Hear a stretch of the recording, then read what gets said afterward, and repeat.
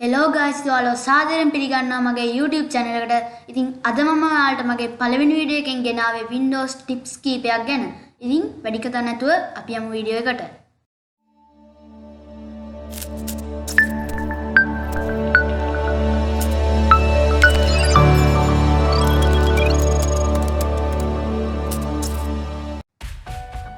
ඉතින් පළවෙනි tip එක තමයි ඔයාලා Windows computer එකක වැඩ කරද්දී මේ වගේ Windows කීපයක් open කරගෙන වැඩ කරනවා ඇති.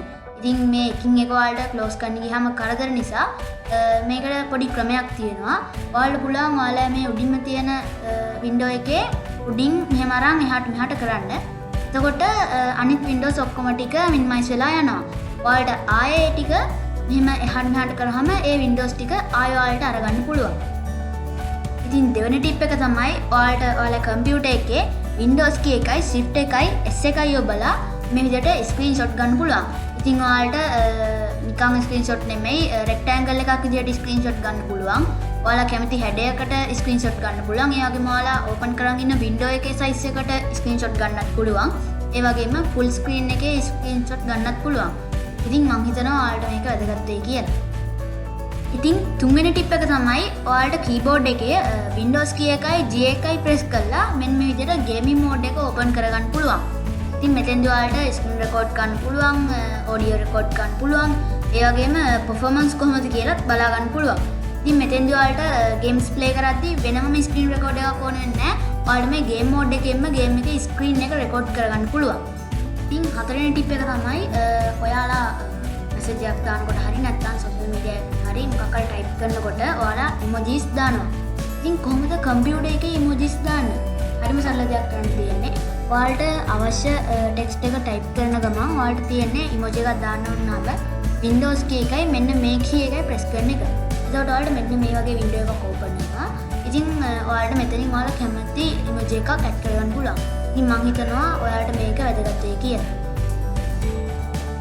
ඉතින් පස්වෙනි ටිප් එක තමයි මම කියන්නේ ඔයාලා කම්පියුටර් එකේ තියෙන සාමාන්‍ය වීඩියෝ එඩිටර් එක ගැන. ඉතින් ඔයාලට මේ සර්ච් බාර් එකේ වීඩියෝ එඩිටර් කියලා සර්ච් කරාම මෙන්න මේක මේ ඇප්ලිකේෂන් එක ඕපන් කරගන්න පුළුවන්. ඉතින් මේ ඕපන් වෙන්නේ ෆොටෝස් ඇප්ලිකේෂන් එකම තමයි. ඉතින් මෙතෙන්දී ඔයාලට new video project කියන එක දෙන්න පුළුවන්. එතෙන්ට ගියාට පස්සේ ඔයාලා මෙන්න මේ වගේ ඉන්ටර්ෆේස් එකකට යනවා. ඉතින් මෙතෙන්දී ඔයාලා වීඩියෝ එකට ඔයාලට නමක් දෙන්න පුළුවන්. ඉතින් මම දෙනවා Pchublk කියලා. ඉතින් මේක ඕකේ දුන්නාම ඔයාලට පුළුවන් මේ project library කියන එකට ඔයාලා this PC එකෙන් හරි collection එකෙන් හරි නැත්නම් web එකෙන් හරි ඔයාලට පුළුවන් videos add කරගන්න. ඉතින් මම මෙතනින් වීඩියෝ එකක් add කරගන්නම්. ඉතින් මෙන්න මෙතෙන්ට වීඩියෝ එක ඇඩ් කරගත්තාම ඔයාලට පුළුවන් මෙතෙන්ට ඇඩ් කරගන්න මේ ෆයිල්ස් ටික මෙන්න මෙතෙන්ට drag and drop කරගන්න. ඉතින් ඔයාලට මෙතනින් පුළුවන් ටෙක්ස්ට් ඇඩ් කරගන්න, ඒ වගේම motions දාන්න, 3D effect දාන්න, filters ඇඩ් කරන්න, ඒ වගේම background music පවා දාන්න පුළුවන්. ඉතින් මම හිතනවා ඔයාලට සරල වීඩියෝ ක්ලිප් එකක් හදාගන්න මේක හොඳටම ප්‍රමාණවත් කියලා. ඉතින් ඔයාලා try කරලා බලන්න. ඉතින් හයවෙනි ටිප් එක තමයි ඔයාලට PC එකේ කොහේ හරි තියෙන ටෙක්ස්ට් එකක් කොපි කරගන්න ඕන නම් ඔයාලට අවශ්‍ය ටෙක්ස්ට් එක මෙහෙම mouse එකෙන් මාක් කරලා control C ඔබනවා. ඉතින් ඊට පස්සේ ඒක paste කරගන්න ඕන නම් control V ඔබනවා. ඉතින් මෙහෙම එකපාරකට කොපි කරගන්න පුළුවන් එක ටෙක්ස්ට් එකක් විතරයි. කොහොමද ටෙක්ස්ට් කීපයක් එකපාර කොපි කරගන්නේ? ඉතින් ඒකට ඔයාලට පුළුවන් Windows key එකයි V එකයි press කරන්න. එතකොට ඔයාලට මෙන්න මෙහෙම වෙනවා clipboard එක open වුණා. ඉතින් මේ clipboard එකේ ඔයාලා recently copy කරගත්තු text ටික තියෙනවා. ඉතින් ඔයාලා මෙතන text ටික pin කරලා තියාගන්න පුළුවන්. ඉතින් මේ විදිහට ඔයාලට ඒ ටික paste කරගන්න පුළුවන්. ඉතින් හත්වෙනි tip එක තමයි ඔයාලට පුළුවන් ඔයාලා computer එකේ තියෙන ඕනම text එකක් computer එක ලව්වම කියවන්න. ඉතින් ඔයාලා ගන්න තියෙන මොකක් text එකක් තියෙන window එකක් open කරගන්න.